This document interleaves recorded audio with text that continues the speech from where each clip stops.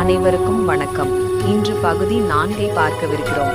தலைப்பு: சிவசக்தி இணைவு, பிரபஞ்ச சமநிலையின் கதை. பிரபஞ்ச சமநிலைப்பு சிவனும் ஆதிபராசக்தியும் இணைய வேண்டும் என்று உணர்ந்த தேவர்கள் தவம் இருந்தனர்.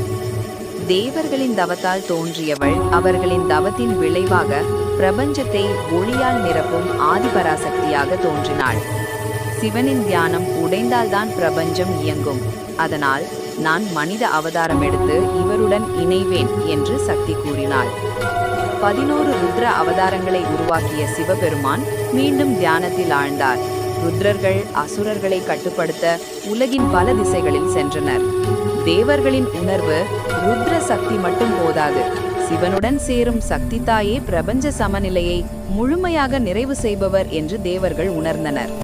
பராசக்தி தக்ஷனின் மகளாக சதி என்ற பெயரில் அவதரித்தாள்.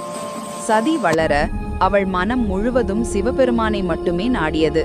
முடிவில் சதி கடுமையான தவம் செய்து சிவபெருமானின் தியானத்தை நிறைவு செய்தாள். சிவபெருமான் தியானத்தை துறந்து சதியை அருள் புரிந்து தன் துணைவியாக ஏற்றுக்கொண்டார். இத்துடன் இந்த பகுதி நிறைவாகிறது. நன்றி. மீண்டும் நாளை அடுத்த பகுதியில் இணைவோம்.